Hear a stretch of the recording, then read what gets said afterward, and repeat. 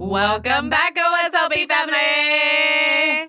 Welcome. That's about as much dancing as you're getting out of me today. I'll dance for everybody. Mel's dancing. I got the energy. Yes. You are listening to our Sleeve Life podcast, and this is Kelly. And this is Mel. And we're going to talk. So we dropped a TikTok today. We did. And it was all about buyer's remorse from the surgery. Yep.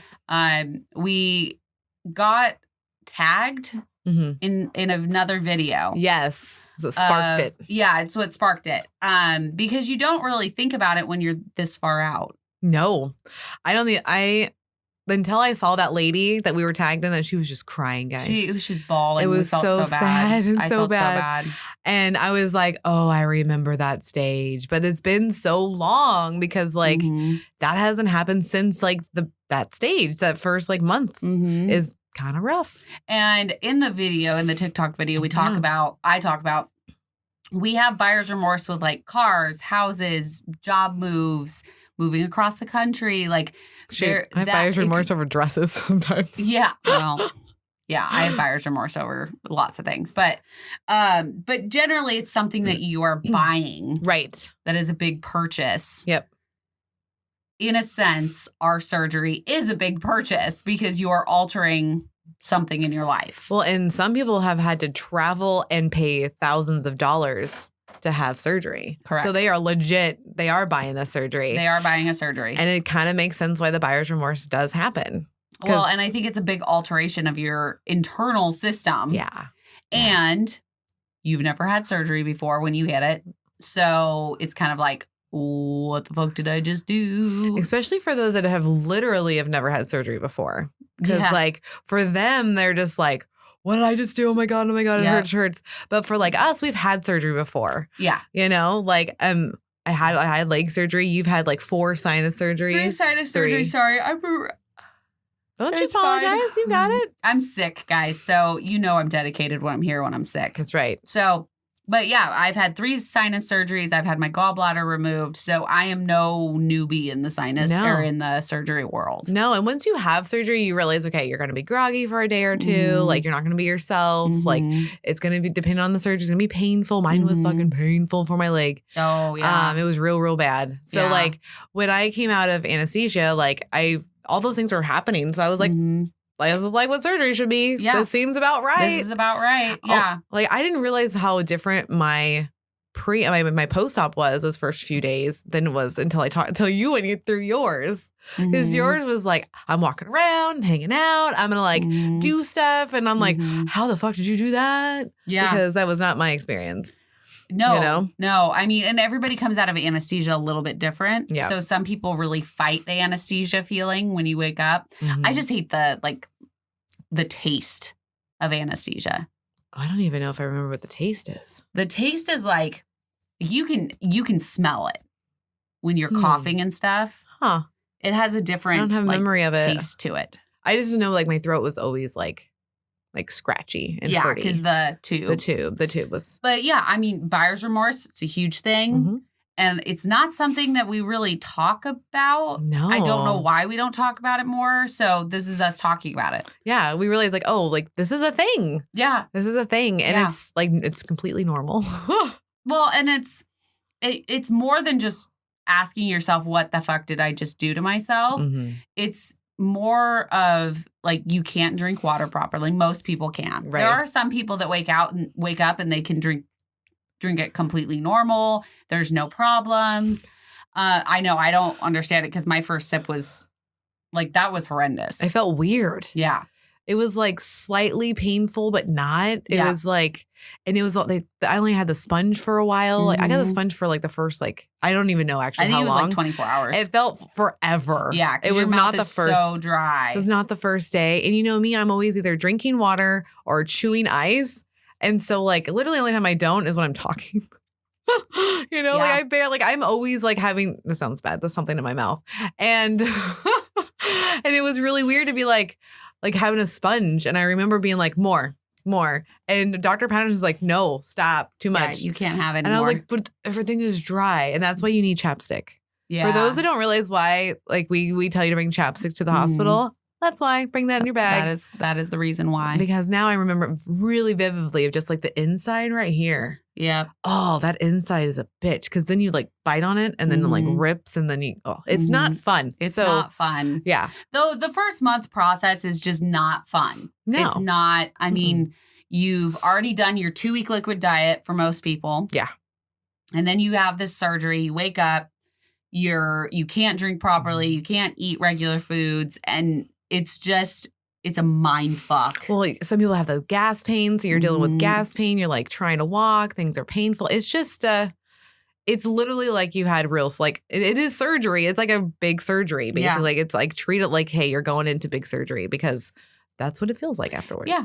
Yeah. And it may be a quick surgery, but it's still surgery. Right. I think that the biggest thing for me, when I'm talking about things like this is the fact that you are not going to be able to eat food or use food in the way that we did prior. Yeah, because that's a big wake-up call. It is a big wake-up call because you altered your body to be able to not eat the same amount because you were slowly killing yourself by eating that way. Yep. And so, big round of applause for people that go through it because it's not easy. No, it's not. And you had to take a very extreme step to pull yourself back from that. But along with buyer's remorse, you also have another aspect of that is the food. Right. It's not just food, people. Like, don't ever tell somebody it's just food because it's not food to us. It is being a confidant. It is being a place to go that's safe, especially people that have big trauma in their life. That has been the only safe space they've known. Yeah, that's like the only comfort they've ever seen. And so I can already hear the haters out there being like, it's just fucking food. It's not a big deal. And it's not. And it's, guess what, guys? Like, I don't care what you think of me, but it's more than that. It is more than food to us. It really is. And I'm not ashamed to say it. It's fucking real because everybody has that in their life. Like, just because mine's food, theirs could be literally alcohol or it could be shopping or it could be makeup. It could be anything. We all have something that brings us comfort. And ours happen to be food. And I'm just sick of being feeling ashamed and embarrassed by it because, hey, I have to have food all the time.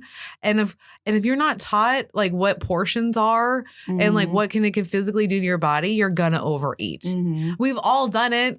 Like I don't know a person that actually like hasn't had the whole like, oh, it hurts so bad I've ate too much. Yeah, I mean, I feel like everybody in their lifetime has experienced that. Yeah. And when you have a food addiction or you have like you're using food as a comfort. Yeah. That is a constant thing in your life. Like, oh my God, I ate too much. I can't handle life right now. And it's almost like now looking back, it's like the food made me feel good. And then when the pain hit, it made me remember, oh, I'm still like in the thing. Yeah. Like the shit's still happening regardless. And that's what we don't get to that point. Pre-op. Yeah. Post-op, that makes us like, with that pain, it's like that pain triggers awareness and like questioning. But before, the pain didn't do that at all. Well, you didn't question it. No. I know even to this day, 2 years out, I still question like, okay, am I full? Okay, should I take less? Could I fit in one more bite? Yeah. And then it's like, oh, should I be fitting in another bite? There's all sorts of questions that I ask myself when that pain that I'm full triggers because that doesn't go anywhere. You are always going to have that restriction. Yeah.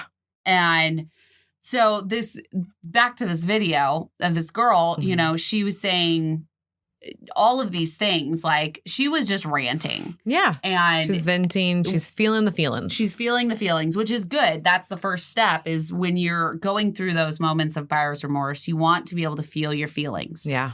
You have to get them out however you can, whether you call a family member, you talk to your significant other, a friend, talk to us. Yeah. Talk to us. Whatever it may be, you're ranting. You're trying to feel your feelings because you don't have the opportunity to eat them anymore. You're not eating your feelings. Nope. And that is, I believe that simple sentence of eating your feelings, that is what I did. That's before. what a lot of us did. Yeah. It's a toughie. Well, I'm not going to say everybody does, but a lot of us do. Yeah, it's hard because like I want to generalize that. I'm sorry, guys. Just because like a lot of us really did, and I'm one of them. Yeah. So yeah, I did eat my feelings on quite a few occasions. Right, and I used to feel almost up until like almost like I would say like maybe right around when you started going through the divorce stuff. That's when I stopped being ashamed of it because I was like, no, we're human. Look what's going on. Like in my head, I was like, look what's happening to Kellie.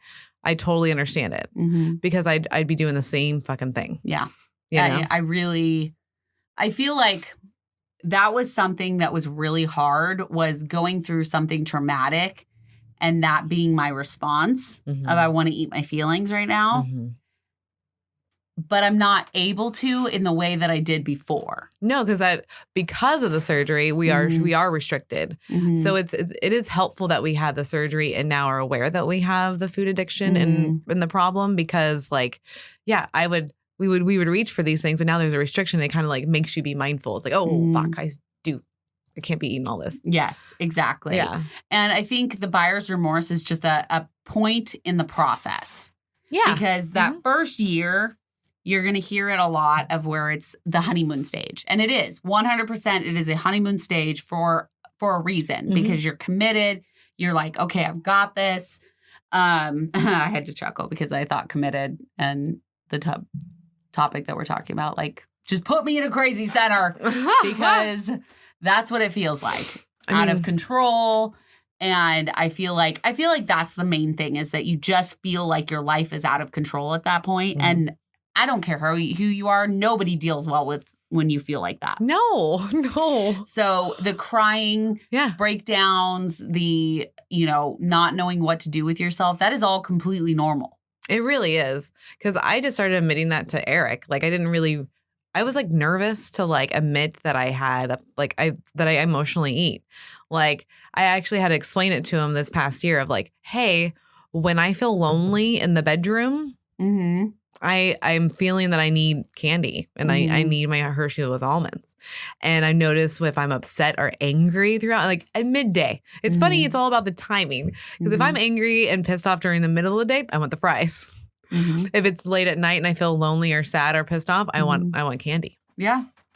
And I had to like vocalize that with him. He's like, it's not my fault though that you're eating. I go, no, I'm not trying to place blame. I'm not. That's on me, 100%. That's on me. Yeah, I'm like, I want you to just know that I'm aware of it and I'm just telling you what's happening in my brain. So that way you can be aware of it too. Because like, because he's like, I don't want you to feel lonely. And I go, no, I get it. And it's just like, I just need you to be more conscious of like, you should be hanging out with me a little bit more.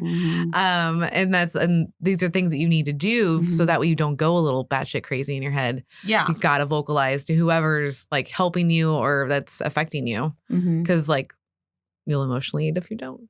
You might. I have.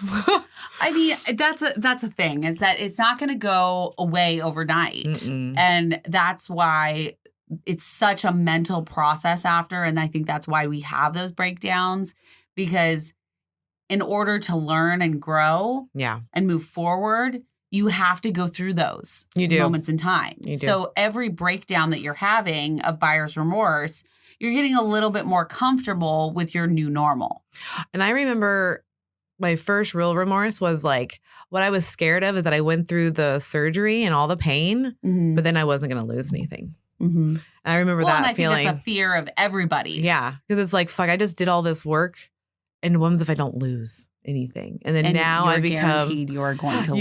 You 100% are. And if you're not losing, you need to go talk to your doctor like as soon as possible. Yeah, because there might be something going on internally. Yeah, but with that, I'm going to also say that if you're not losing for that first month, or if you don't lose a whole lot during that first month, it's because your body is saying, what the fuck? Yeah. What the fuck did you just do to me? Dr. D verified that. Yes. So I think everybody, like, when you're going through that buyer's remorse, just take a deep breath. Yeah. And realize that it is not always going to feel like that. No. You are going to work your way through it. You are a strong, resilient person, because only strong people can go through this process. yourself. I agree 100% with that. So this is not for the weak by any means. No, you are not weak. You are not you are not anything negative. No, you're not. And you will say those things to yourself, especially going through those breakdowns of buyer's remorse. But just you need to repeat. I'm strong. I am resilient. I can do anything that I put in front of me. I can do this. Yeah. I can do this. And tell yourself that. Like literally, what was that? One of the therapists said, like say that stuff in the mirror. Like tell yourself you love you. Yeah. Like tell yourself like the things that you like about yourself. Like in the mirror though, eye to eye. Boom, I see you. I see you. And you know what? I've tried it. It feels a little funky at first, but then I'm like, no, I fucking love you. That's like I love you. Yeah, and that was, and it felt kind of nice. I was like, yeah, I do. Like you can tell yourself those things, and then you actually start feeling those things about yourself. Yeah, I was actually watching a show this morning when I was drinking my coffee. It's called Young and Hungry. Okay. And she actually was like, it's just a stupid show. It's completely ridiculous, but it's like a good show to like have in the background. Okay. I just started it, so I will keep you informed. But her roommate actually tells her like to stand. So if you can't see this, it means you need to go over to YouTube and follow us and subscribe and ring that little bell so you can see this or become a patron, and then you can see it when it drops. Anyways. That's right. So you stand like this. Okay. And you put your hands on your hips like Superman pose. Oh, Superman pose, and you go, I can do this. Yeah. And you say it really forceful. I can do this. Yeah. And it's like, even right then, I felt very powerful. Yeah, you get the So you like are like setting yourself up and you're like, I can do this. Yep. And you say that in the mirror, and I feel like you will start to believe it. It's that true. You can do this. They've told people that there's like a whole study of when you go into an interview before you go in, you do this almost the exact same thing, but instead of on your hips, you just put your arms out. Take up as much space as possible. As much space as possible. Yeah. So that works too. You can become a starfish. Patrick. You can become Patrick. Patrick. I love Patrick. Yeah. I can do this. I can do this. You can do this. You get all the blood flow going, and there will be days that you're like, I can't do this. I can't do this anymore. But here's the very harsh reality of it.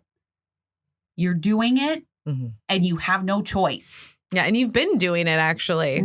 Like, think about all the days that like you're just doing it and not even trying. It's just happening. It's part of your like rhythm now. Like those are the best days. It's just it's all about what you do when you hit those days that are hard. You know, like what do you do when you feel it? And you're like, oh. I mean, you don't have a choice. You do not have a choice. You have to eat. You do have to. You have to eat, and you have to get your protein. And are there days that I don't? Of course. Yeah. Of course. Today is one of them because I am drinking constant tea and orange juice. I have a half gallon of orange juice in my car that I am drinking. It's hilarious. Right now. Like I was at a stoplight, the full half gallon in my hand, and I'm like trying to drink as much as possible. And I'm sure everybody around me is like, why does she have a half gallon of orange juice in her hand? That shit. That's amazing. Oh my God. I was just like, my throat, because of all the drainage and everything, because if you haven't guessed, I'm sick. Yes. I have a sinus infection, and it's just progressively getting worse, which I'm on another dose of antibiotic. And just know I'm not forcing her to be here. It's just the retreat is happening. So we have to get this done. Thanks, Bariatric Society, for forcing me to be alert when I don't want to. Thanks. No, we love you. I'm going to Disney after. And so like, this just has to happen. Yeah, she's powering through.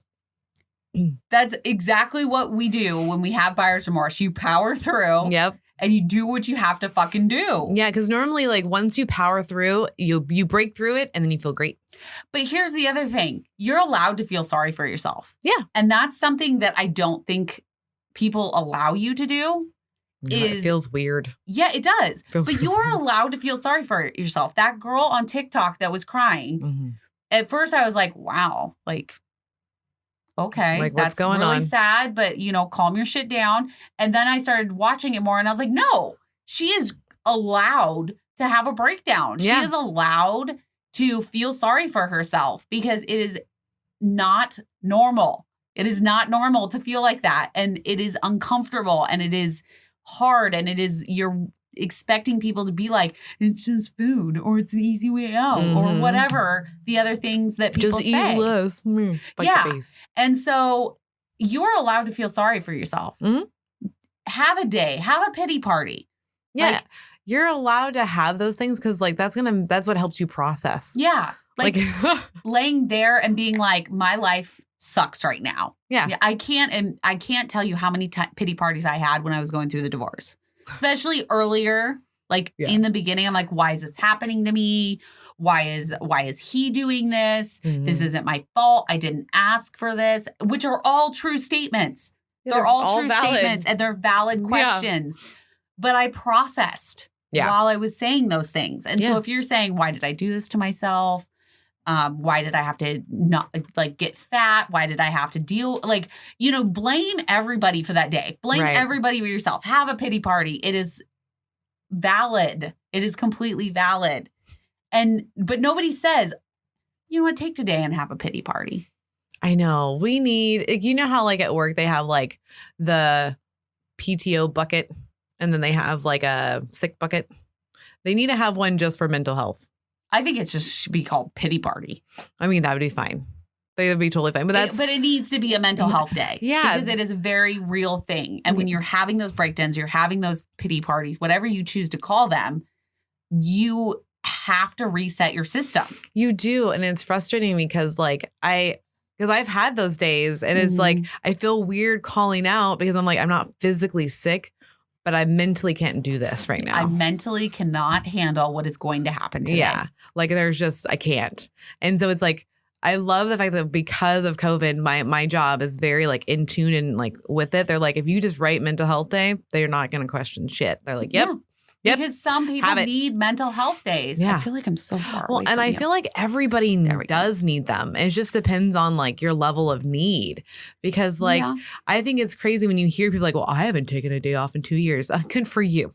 How's your mental health? Have fun with that. How is your mental health? How are you doing? Because I don't feel like that's healthy. Right? Like that's like, maybe you shouldn't brag about that. I'm just saying, maybe you do need help too. Like you're just doing it in a whole different way. Like yours is on a different extreme. Like mine's being like, hey, I need some help over here. And I'm just vocalizing. You're just like, I'm working like crazy. Yeah. And that's the two things is some people with buyer's remorse will just not say anything. Yep. They'll do what they have to do.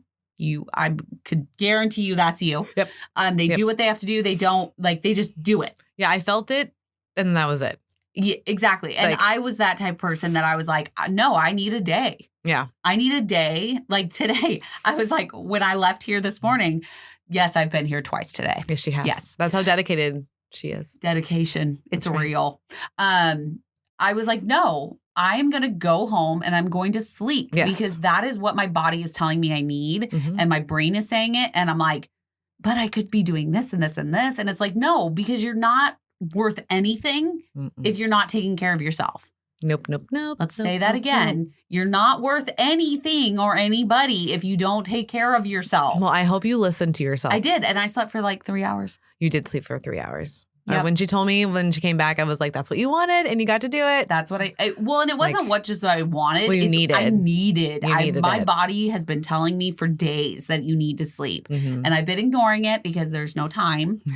But today I was like, you know what? I don't have anything.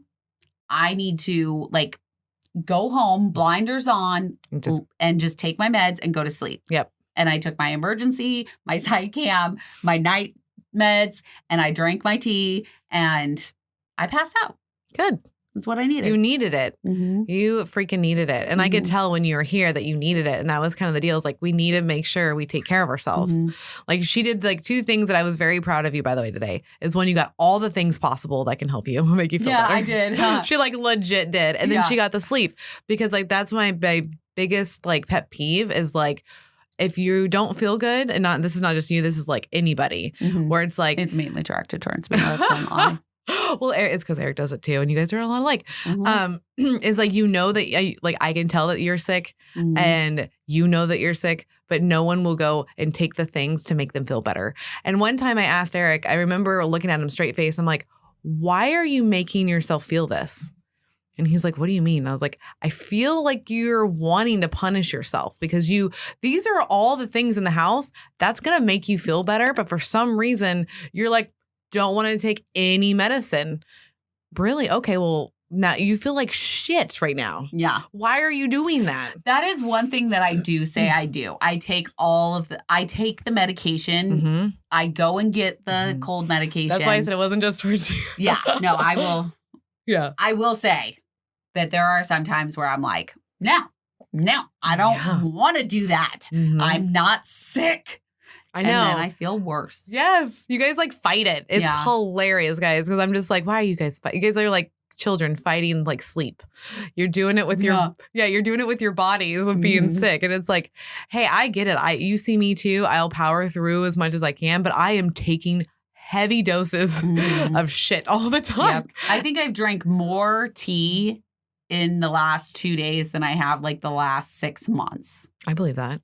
Because I'm just like, nope, got to flush out the system. Got to get it done. And then but I was very proactive today and I was like, no, I'm calling the doctor because I'm not getting better. I need another dose of antibiotic and this is not working. No. So, and that's the deal. You got to take care of yourself. And that's the deal with like the buyer's remorse. It's like, hey, like, by the way, it's okay to feel this, take care of yourself, and then like, have your day and move on. Like and here's the thing is it could be 24 hours, could 48 hours. It could be a week that you're like, I can't do this right now. I need a mental vacation. And it's okay. It's okay to take that time. Like, that's the thing is like people think that, okay, you're going to take today, tomorrow's going to be snapped back into reality. No, sometimes it's more than that. And that's, I think, why that 2 weeks after surgery that you're supposed to be off work. Guys, get off work. You need to stay at home. You need to rest. You need to feel your feelings. You need to do all of the things because being stuck on liquids is no fun. And when you're at work, it's even more not fun. Well, because think about it, like work stresses you out, right? Like, and some of our jobs are a lot easier than others, but there's still stress no matter what you're doing. Yep. And I could not imagine having that stress for those first 2 weeks. Like I did go back technically on the 10th day and I needed the extra 4, but I do regret that because I was walking. I told Kelly, like I showed her like where I was walking from. And that was like, literally it's like a 0.3 of a mile is what I was doing in the beginning and at the end of every day. And then like of course I'm Melanie and I was like, I'm on the 3rd floor. I'm going to take the stairs. So I did. And I exhausted myself mentally and physically because when you're at work, you're answering people's questions. And really all my brain was trying to figure out was like, when do I fill the next Dixie cup so I can have protein? And that was a problem. Like I shouldn't be having to worry about that at work because like that's, oh my God, it's way overwhelming. It's just and we understand that some people have to work. Yeah. Some people have to work. It's not a choice. You don't have the option of taking 2 weeks off. But if you're thinking about the surgery, you're preparing for this surgery, you should just prepare for those 2 weeks off. Yeah. If you can, we're saying if you can, fucking do it. Do not. 2 weeks. There's no regrets doing that if you have the capability of doing that. And like, like most jobs right now, depending on how many people they have working there, like have to give after a surgery, like short-term disability. Does it sometimes suck? Because mine was only 60% of my pay. Yes. And we had to feel that for a month or 2 months, really. But you got to do what you got to do. You have to do it. You're important now. Yeah. Like before surgery, we didn't give a shit about ourselves. After surgery, you had to take care of yourself, okay? So that way you don't get back to the point that you were before. You literally put yourself first. Yeah. Utilize that. Please. And think about that. I just put myself first.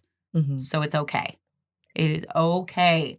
And trust me, I know it feels foreign. Yes. Like I know it does. And it's very weird to like, I remember having the conversation with Eric. I'm like, am I making this about myself too much? And he goes, no, you're fine. No, he's like, Melanie, you've never made anything about yourself. So I don't know why, like this is not a deal for anybody that's around you. And I was like, okay. Yep. I just want to make sure, because it feels real weird. It 100% does. So we had talked about this before because we just posted the TikTok on buyer's remorse. So we're gonna read some of the comments that we got because this is real. This is what real. People are feeling, right? And yes, we are further out, so it's harder for us to go back and remember. But this definitely triggered us to remember. It did. It did. So the first one is I'm 2 days post-op and in total regret. Yeah. Normal. Mm-hmm. Completely normal. Mm-hmm. And then somebody said, it gets better. I felt the same way, but just trust the process. Heating pad saved my life the first week. Yeah, heating pad. Yeah. And I don't think it's so much the physical. I think it's the mental aspect of it. Nat Gets Bypassed said, I woke up day 2 saying, what the fuck did I do? Haven't had that same thought since. 3 months post-op and could be happier. Aw. Yep. Just had mine done 7 days ago, and I really feel like this. I thought it was only me. Yeah. So you're not alone.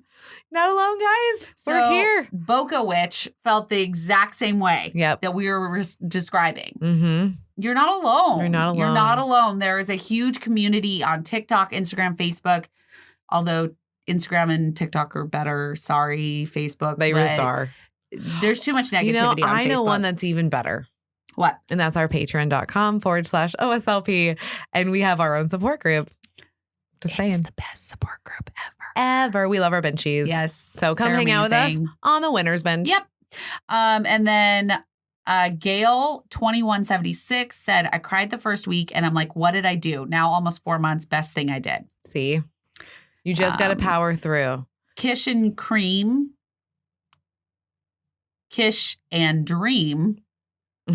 said, I've been crying for 3 days. I'm 7 days post-op. I don't know what I'm doing. Hey, guess what? None of us do. Yep. None of us have any clue what we're doing. Yep. So you are not alone. We're right here with you. It's just. We've been there. Yeah. It's normal. Do you want to read a couple? Sure. So I can take a drink of tea? Sure. So this one is from Bariatric Jen. I'm pre-op and getting close, and I'm so nervous about this part. It's okay to be nervous about it. Be nervous. What I wrote to her was, it would be easy. What did I write? She doesn't even know what she's writing. Oh, it would be easy for us to say, don't worry about it, but it's going to happen. It's more like, how did I let myself get that big and needed surgery is what happened for me. Yeah. And I think to touch on that, like, when you're so when we went through our buyer's remorse, we didn't know it was buyer's remorse. Not at the time, no. We didn't have any clue that was even a thing. Nope. So seeing these things before, you kind of get into a mental state of like, okay, this is going to happen. Yeah, I'm going to wake up and I'm going to regret this. Yep. And I think that's where the most knowledge is. Like, I think that's super helpful because you can mentally prepare for that. Yes. So I don't know if you've ever had to do this before. Like, so, Eric's one of Eric's best friends. I need to be prepared to know that he's going to be here. Do I love this man? Yes, he's an amazing person. I do not. Kelly does not. But he, like, I just need to know he's here. That way I can mentally prepare of what I'm about to walk into. For the shit show that is. Yeah. That is my Eric's best friend. So, and this is kind of the same thing is like, if we knew going in that we were going to feel this like heavy duty, like remorse, then I think it would have been a little bit lighter. I think it would have still happened. Agree. It just would have been a little bit lighter. I have certain things like that. Like my little sister, I love all of my sisters, but I have to mentally be prepared to deal with her. And that is the same thing. Yep. You have to be mentally prepared to deal with these things. Yeah. And I think going through therapy and everything, I never heard the term buyer's remorse. No. I never heard that until I was doing research of like Instagram and stuff like that after. Yeah. And I was like, oh, that's normal. Got it. Yeah. I didn't know till I think a couple months ago. Yeah. Yeah. And if somebody's saying like, oh, no, it's sunshine and rainbows. I never had any issues. And I never had a problem drinking or eating. And I never regretted it. No, I guarantee you they're just not remembering it or they block the fuck out of it because. I mean, that's something you can do. But like if your brain does not want to remember that shit, it's going to go bleep, bleep, bleep. Yep, exactly. So this is one of my favorites. Okay. I'm so glad I seen this. I was supposed to have surgery today and overthought everything and got scared and canceled surgery. After watching this, I just rescheduled surgery for December 29th. Yeah. Yay! Oh my gosh, that gave me goosebumps. Right? That's CJV_86. Oh. Fuck yeah. We are so stoked for you. We are behind you 100%. And we're glad that our video could spark that to change your life, because that's what you're doing. You're literally changing your life for the better. Mm-hmm.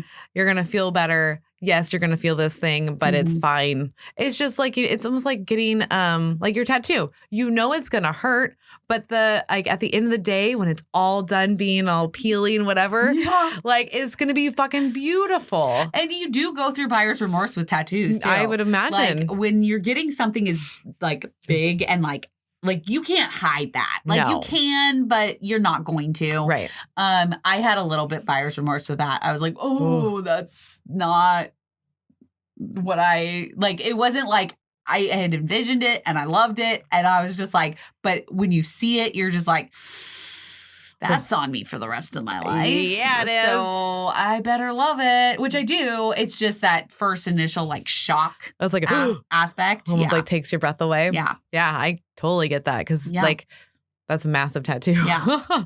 So let's see what else we have. We have love this. I'm 3.5 weeks post-op RNY and totally had that moment on Monday. I was feeling the feels. Feeling the feels. Feel love them all, that. guys. Feel them all. Oh, I gotta say, I'm loving your podcast beauties. Oh, well, of thank you. And then this one actually was like, this makes me a bit nervous. That's okay. That's okay. You know, like we just want you to have all the information. Is it better to feel nervous before and know about it than to be completely blindsided with it after? Yeah. Me personally, I would want to be prepared. Going for the first. Yeah. I'm doing it. I'm doing it. Let's see. I knew I was going to hurt right after surgery, but 3.5 months now, I thought it would feel back to normal by now, is what they've said. So this is a new one. Yeah, this one came in an hour ago. And here's the thing. Not everything is the same. And I don't think I got full energy back for a while. Like I wanted to do things. I did things like, don't get me wrong, but I was still like, you can be drained. If you're not getting your vitamins, water, and protein, you can feel drained for months after. Oh, yeah. Because you're not getting enough with your food, people. Well, and that's actually, that sets your mood. Yeah. So what we've learned with this hormonal dietitian, which is going to come out after this episode. So look for that because it's pretty cool. It's amazing. She's amazing. And that's a big deal is like food and water and any substance that you put in your body plays a part of how you feel, no matter what you want to think about it. We talk about it all the time. And it's a real fucking thing. And the chemicals and the hormones are doing shit. And she goes into amazing detail of how it works. And that's part of it. Like you're not getting your water and protein, like you're going to feel sluggish. Yeah. You know, your vitamins are very important. Yep, exactly. So maybe for Linda G90, I would say, are you tracking? Yeah. Check your tracker. Because if you are not tracking your food, water, and vitamins, you may want to put that into your system. And how much activity are you doing? Because if you're doing a lot of activity, that's going to drain you. Yeah, so you might need more food to help you out and balance. Yep. And then also always talk to your surgeon. Yep. Like they're always telling us that they know that we all think that we're bugging them. But we're not. But they're like, I need you to call me. I don't know what's going on. Like they're only as good as the information they have. Yes. So it's just like Google. Like you can only find stuff as like how you like fucking do the keywords. Like for them, it's the same. Like they need to know. Yep. So maybe talk to your surgeon. Yep. So then we had another one from Sherry2114. I had buyer's remorse for weeks. Then I got better and had a major setback at 6 months post-op, developed a hernia obstruction, went through buyer's remorse again. Yeah. So she's gone through it twice. Yep. But I guarantee you, all of these people that are saying like, you know, it's hard and they had it.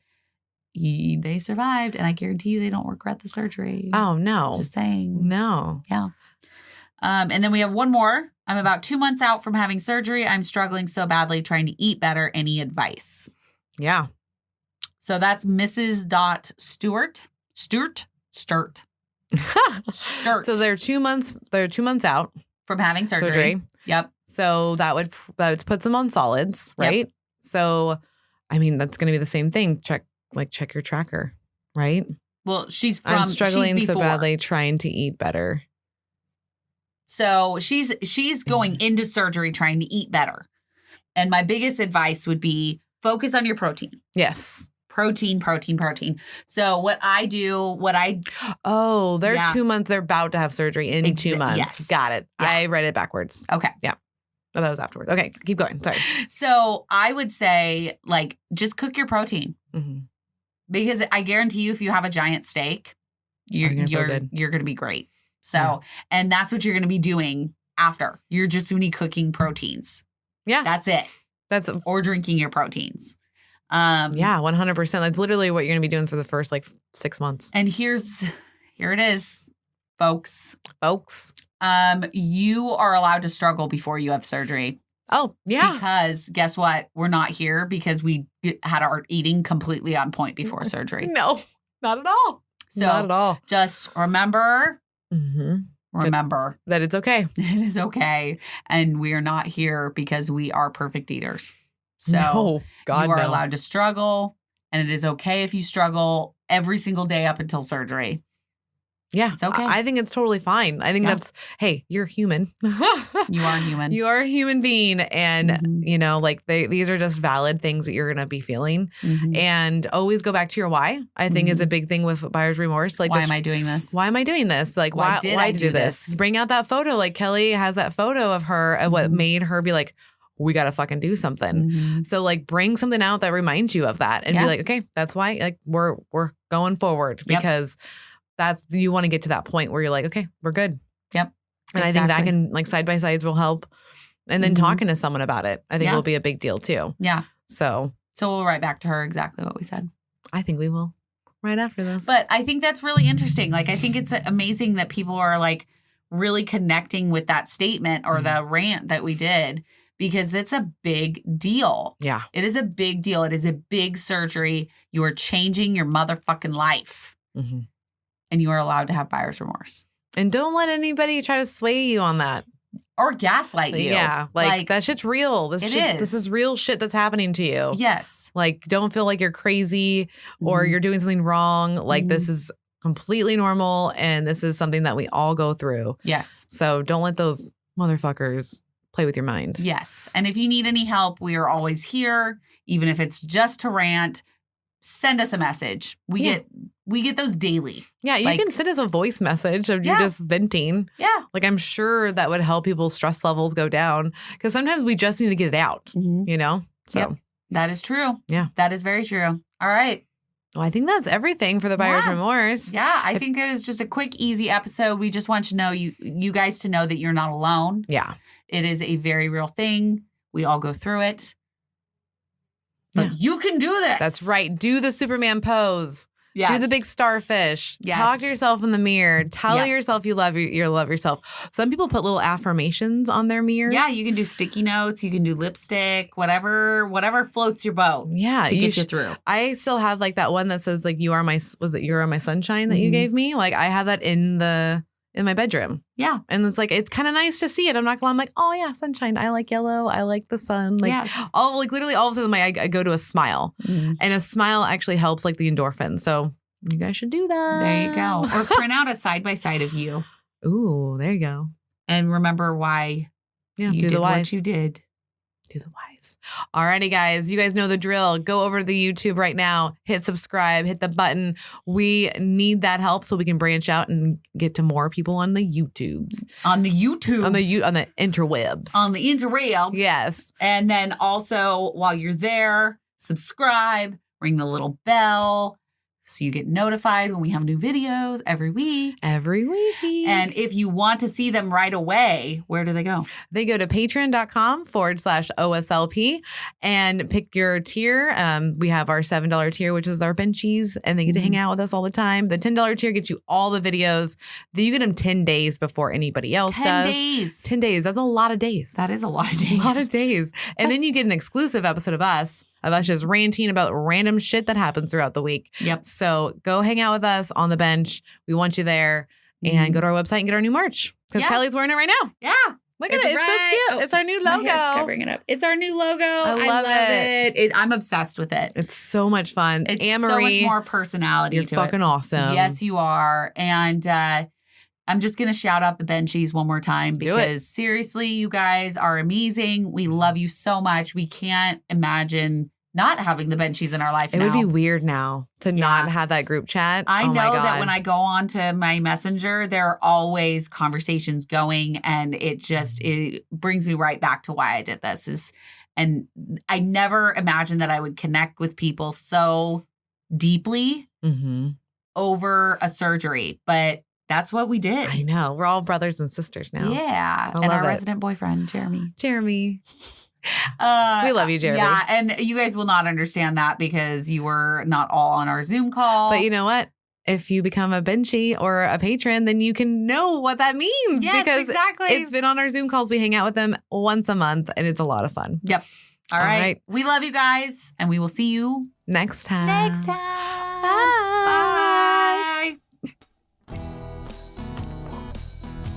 Get that medicine ball, Kellie.